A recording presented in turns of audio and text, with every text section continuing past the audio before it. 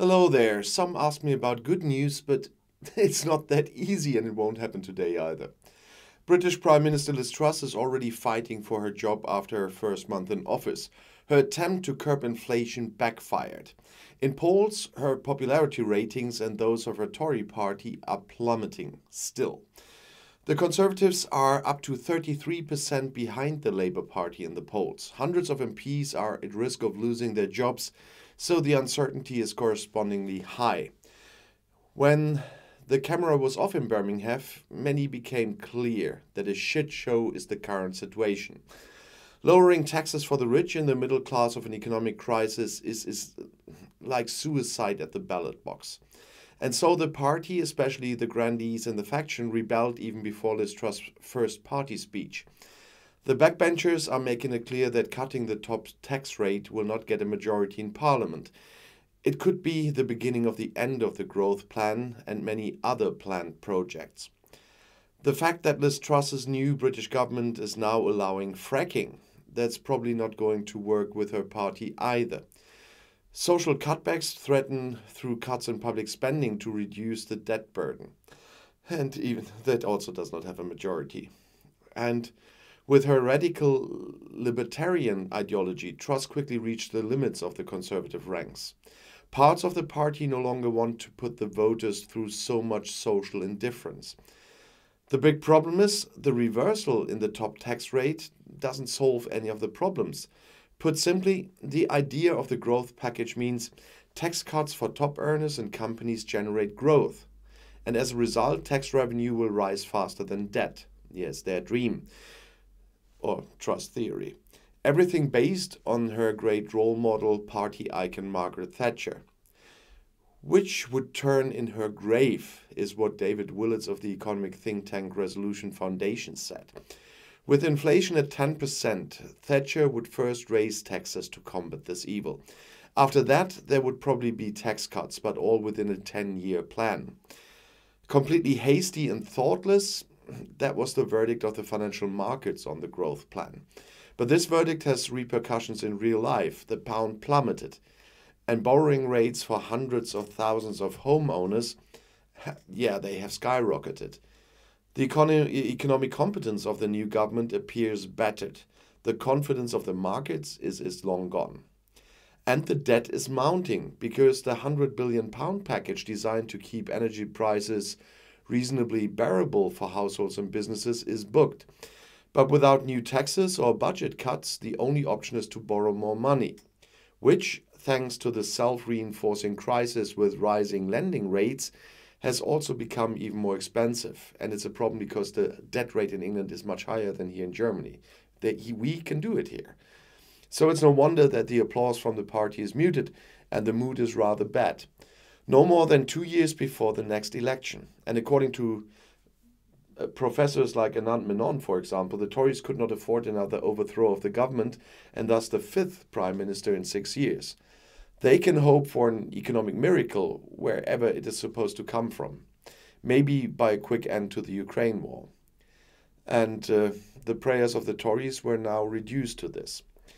Many party members didn't even come to the party conference, out of frustration with Truss or because of the rail strikes on the day of her big speech. One of the many other problems in Great Britain, that is, and many professional groups want higher wages and compensation for inflation. And more strikes are inevitable. I'll come to that later in the video. Journalists from all over the world had also threatened to go on strike, by the way, albeit for a different reason. For the first time, participation in a party conference in Great Britain cost money. The Tories wanted £125 per participant, and the protest led by the FPA, the Foreign Journalists Association, fell on deaf ears. Probably also because the resignations and the agony at the end of Boris Johnson's era had completely paralyzed the party administration. But that in a country that prides itself so much on its freedom of the press, in a party that insists so much on Western values, that access to free reporting is restricted, and that is shameful, is what FPA Chair Deborah Bonetti said. And almost everyone paid. Above all, because the British press had not joined the protest.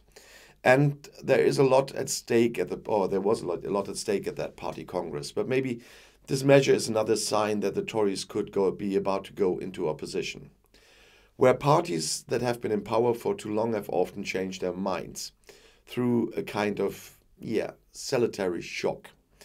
And the problem is evident at the top. Truss got off to a bad start. After the scandalous years of her predecessor Boris Johnson, she had promised to restore trust in the government. Didn't happen. The opposite happened. She lost trust because she says one thing and then something else happens. That was said by Tim Durrant of the Institute of Government think tank.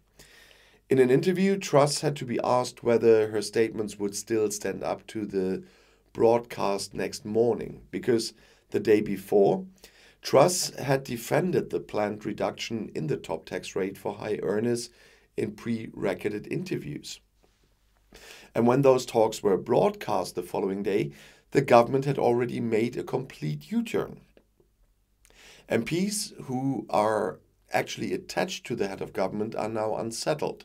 Their opponents sense the dawn, and others just feel sorry. The British Conservatives Party Conference has little to do with a party congress of the kind we are familiar with here in Germany, for example, with votes on manifestos or party offices.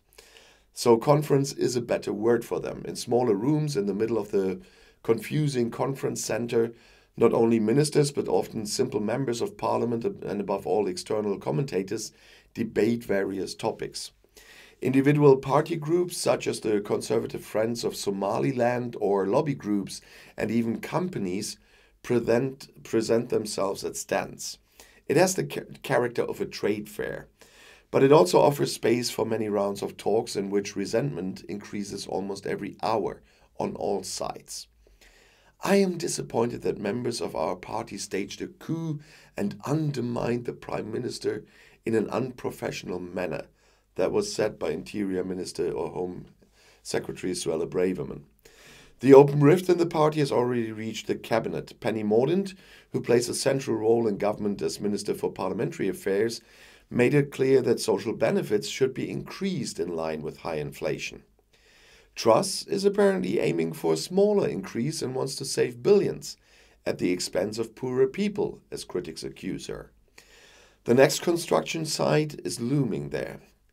Completely astonishing is how expert Durrant finds the open replies. Despite the British government's U-turn in tax policy, the rating agency Fitch is now warning of a credit rating downgrade. The consequences for Britain would be unpleasant. The rating agency Fitch has lowered the outlook for the UK's creditworthiness from previously stable to negative. The rating of the long-term foreign currency bonds will initially remain at AA-, the credit rating agency announced on Wednesday evening. That would mean that Fitch rates the risks of a loan default higher. The consequence would be that the UK would have to pay higher interest rates in the financial markets just to borrow money.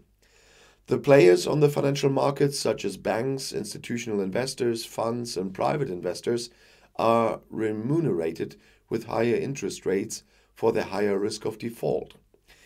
The other two major rating agencies, S&P and Moody's, have also been critical of the government's economic course in the past few days.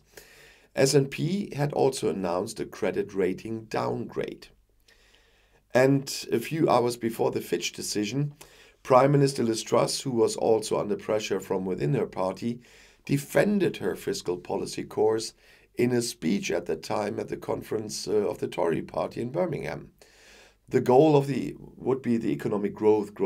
We all know that by now. And the British Chancellor of the Exchequer, Kwasi Kwarteng, had previously overturned the abolition of the highest income tax rate of 45%. This point in particular had led to severe criticism in her own party. Great Britain is currently suffering from the worst economic crisis in decades and high inflation. Electricity and gas prices for consumers will probably rise by 80% in October, and many companies are on the brink of collapse due to high energy costs. The country recently narrowly even avoided a recession. According to the National Statistics Office, the economy grew by 0 in the second quarter. It had previously expected gross domestic product to fall by 0.1% over this period. The entire tax cut package had caused turmoil in the financial market, and that meant that the British pound had fallen to an all-time low against the dollar, and so had the bond market that went into a tailspin. Due to the turbulence, the British Central Bank felt compelled to intervene in the domestic bond market. Since then, they have been buying government bonds again. And Truss didn't convince the rating agency because Fitch continued to cite the government's financial policy in London as justification. The large and unfunded financial package that was announced as part of the new government growth plan could lead to a significant increase in the deficit in the medium term, said Fitch. Fitch also justified the step by saying that the new Prime Minister's room for maneuver could be limited by the declining popularity of her Conservative Party. And that's the consequences of the inflation crisis and many other homemade factors. Investors and markets also remain skeptical. The rating agency S&P maintains its critical assessment. The reversal has no significant impact on the material reasons for the decision to issue a downgrade warning for the UK's AA credit rating.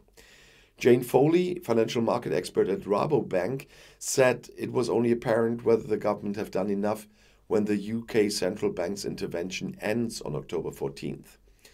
British assets, the pound and government bonds, are not out of the woods yet, she said. And also for the third time this month, employees of British rail companies are on strike. It's about higher wages and better working conditions. In the dispute over higher wages and better working conditions, striking employees of British railway companies paralyzed a large part of the train service in the country on Saturday. According to the route operator Network Rail, only a fifth of the connections could be served as planned. Before 7:30 a.m. and after 6:30 p.m., traffic on the affected routes was supposed to come to a complete standstill. People were urged to only travel by train if absolutely necessary. According to the RMT, that's the National Union of Rail, Maritime and Transport Workers, 40,000 employees from 15 different train companies followed the call for strikes. It was the third rail strike in the UK this month, and another strike is scheduled for today in Scotland. RMT Secretary General McLinch called on the government to mediate the dispute. However, the Ministry of Transport said union leaders should cooperate with employers and not work against them. Our rail network is in dire need of modernization, but all that strikes will do is punish the people they claim to be standing for and further alienate passengers. That's what a ministry spokesman said, and which is crap. Of course, fighting for your wages is an important thing, and you have the right to do that, especially in an inflation like this. What will the people do in inflation of more than 10%? And they are losing money all over the place. More and more people will have to pay higher mortgages and earn less effectively. So there must be a proper plan for this, and not one of those fantasies we hear every day from the Tory government. And the bad part of this all is, and then that's why you can see that I'm serious. In general, not in the current situation, in the current things that happen there. In general, the Tory party is kind of a partner party of my own party. That I am hitting on this party day by day and feel necessary to do so should tell you a hell of a lot. And probably my voice today told you a hell of a lot too, so you can hear this, that this will be the only video today. And I'm really sorry for those who like the videos on my other channels as well. But this is the main channel I started with, and so I do everything in my power to bring you one video here. But as you can hear, I will not be able to do videos on the other channels at the moment. So if you're waiting there, I'm really sorry. It will happen again. But you can hear how bad I still feel. But I have to earn my bread as well. And so on this main channel, I have to do something. If you want to help me a little bit, what you can do, by the way, is if you're around on social media, do me a favor and send a link to this video out if you think the content is helpful, and let other people know about this channel and about this video. And if you like it, please click like and come back tomorrow. I'll be back tomorrow.